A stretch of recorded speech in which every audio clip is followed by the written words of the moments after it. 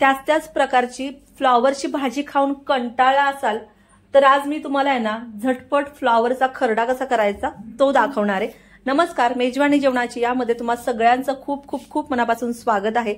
तर अगदी चमचमीत आणि चटपटीत आणि तरीही कमी वेळेत तयार होणारा फ्लॉवरचा खरडा कसा करायचा त्यासाठी पटकन रेसिपीला सुरुवात करूया।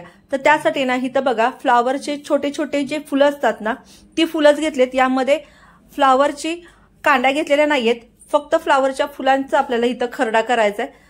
फ्लॉवरचे तुकडे करून घेतलेत एका बाउलमध्ये, त्यामध्ये पाणी घालायचे आणि मीठ घालायचे। आता इथं कोमट वगैरे पाणी मी घातलेले नाहीये, नॉर्मलच पाणी घातलेले, मीठ घातले, त्याच्यामुळे जर फ्लॉवरमध्ये किडे वगैरे असतील ते निघून जातील। मिक्सरचं भांडं घेतले, त्यामध्ये हिरवी मिरची, लसूण आणि कोथिंबीर घालायची आहे आणि याचं अगदी सुक्क भरडं वाटण करून घ्यायचंय। अगदी भरडं वाटण झालं, यामध्ये पाणी ऍड करायचं नाहीये।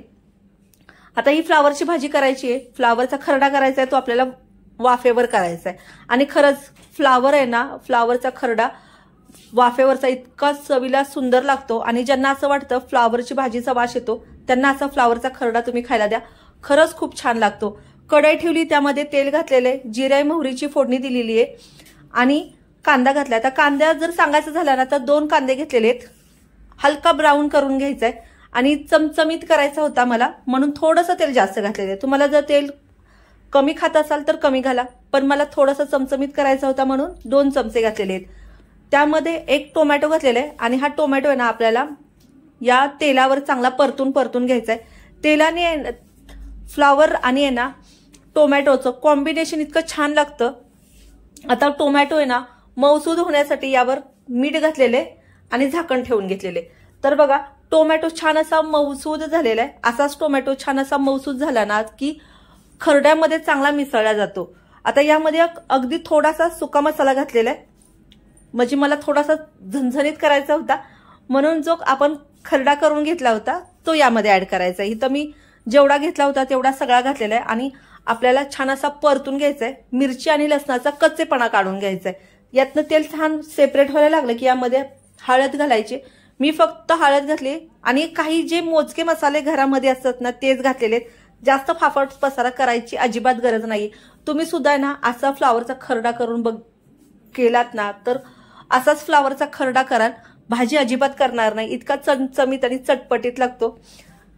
पाण्यातला फ्लॉवर तेलावर म्हणजे मसाल्यामध्ये घालून घेतला आणि चांगला असा परतून घ्यायचा आहे आणि यामध्ये ना आपल्याला पाणी अजिबात घालायचं नाहीये, फक्त वाफेवर आणि तेलावर हा खरडा करायचा आहे। ही खरडा भाजी आहे ना तुम्ही गरमागरम बाजरीच्या भाकरी सोबत जर खाल्ली ना थंडीमध्ये मस्त तोंडाची चव वाढते। याला आहे ना 1 वाफ काढून घ्यायची आहे आणि आहे ना बघा 2 वाफेवर आहे ना खरडा छान शिजला जातो, फ्लॉवर चांगला शिजला जातो। तर हा फ्लॉवर कसा शिजलाय ना तो सुद्धा मी दाखवते। बघितलं तुम्ही, पहिल्यापासून मी इथं यामध्ये ना पाण्याचा अजिबात वापर केलेला नाहीये, तरी सुद्धा आहे ना भाजी जो मसाला होता तो अजिबात करपलेला नाहीये। तर 2 वाफा मी इथं काढून घेतलेले आहेत आणि आता दुसरी वाफ सुद्धा झालेली आहे। याची खरड्याचा रंग चांगला चेंज झालेला आहे आणि फ्लॉवर सुद्धा बघू शकताय, डोळ्यांनी बघितला ना की लगेच कळतो की फ्लॉवर छान शिजलेला आहे। पण मी इथं ना तुम्हाला कॅमेऱ्यामध्ये व्यवस्थित दाखवणार आहे की बघा फ्लॉवर छान असा शिजलेला आहे, अजिबात यामध्ये कच्चेपणा नाहीये आणि याच्यामुळेच आहे ना फ्लॉवरची भाजी खूप टेस्टी होती। तुम्ही सुद्धा आहे ना फ्लॉवरच्या भाजीचा जर मुलं वास काढत असतील, वास येत असेल तर तुम्ही असा खरडा त्यांना खायला द्या, नक्कीच त्यांना आवडेल आणि डब्याला सुद्धा आहे ना तुम्ही अशी भाजी करू शकता।